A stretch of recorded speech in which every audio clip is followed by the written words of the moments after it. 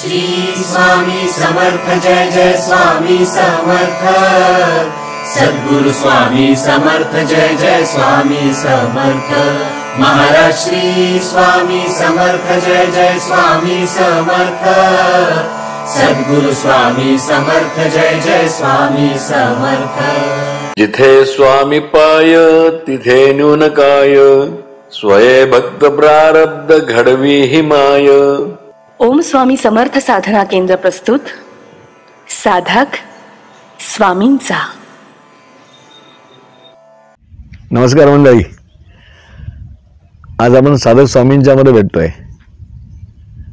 मला अनेकांनी असं विचारलं की गुरुकृपा कशी होते, किंवा गुरुमंत्र म्हणल्याने गुरुकृपा होते का, किंवा त्यासाठी काही अनुष्ठान आहे का, किंवा त्यासाठी वेगळं आणखीन काही जपजापे करावं लागतं का, किंवा आम्ही एवढं सगळं करतो पण आम्हाला यश अजून कशात येत नाही, तर यश येण्यासाठी काय करायला पाहिजे?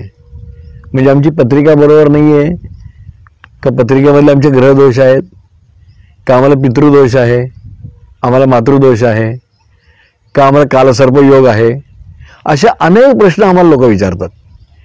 पण मला सगळ्यांमध्ये एक सांगायचं आहे तुम्हाला की तुमची प्रामाणिकता किती आहे ह्या सगळ्यामध्ये। यश आणि अपयश ह्या गोष्टी आपण म्हणतो नशिबावर अवलंबून, नशिबावर काही नाही हो, नशीब तुम्ही घडवता, तुमच्या हातात बऱ्याच गोष्टी आहेत। पण आपण काही वेळेला एखादी गोष्ट खूप चांगली आहे पण आपण तिकडे जात नाही, किंवा मला जे चांगलं वाटतं ते आपण करत नाही। कोणीतरी आपल्याला सांगतं, कोणतरी आपल्याला शिकवतं आणि त्या पद्धतीने आपण जायला लागतो आणि मग खड्ड्यात पडतो, किंवा काहीतरी त्रास होतो, किंवा त्याच्यामध्ये रिव्हर्स येतो, लॉस होतो, किंवा माइंड डिस्टर्ब होतं, अशा अनेक गोष्टी होतात।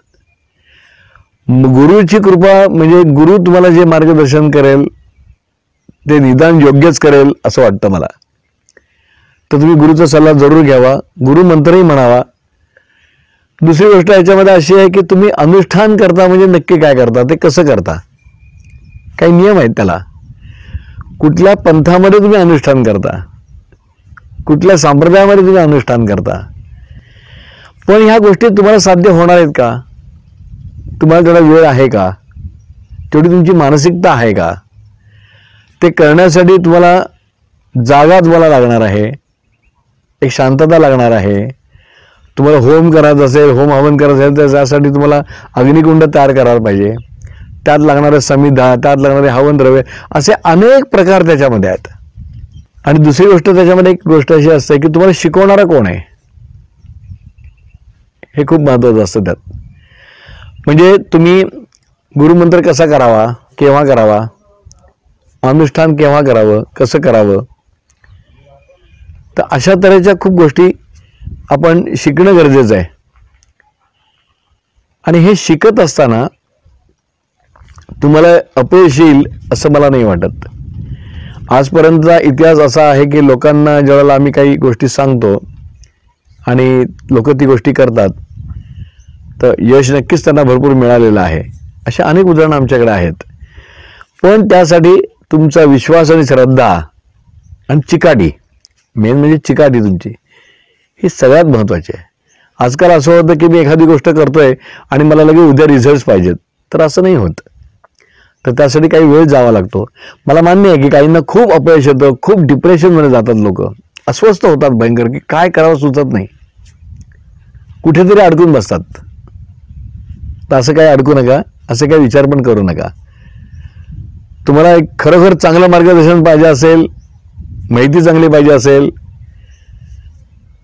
तुमच्या गुरुला विचारा, गुरु काय सांगतो ते बघा, त्यातून तुम्हाला आमची काही गरज लागली तर आम्ही आहोत तुम्हाला हे सगळं सांगण्यासाठी।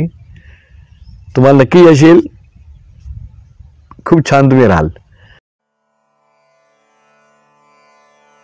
व्यवहार आणि अध्यात्म हे जीवन नावाच्या एकाच रस्त्याच्या दोन बाजू आहेत। एकाच नदीचे दोन किनारे असतात। तसंच यश अपयशाच्या आपल्या रोजच्या युद्धामध्ये आपण खूप वेळा आगतिक होऊन अचानक देवाकडे वळतो।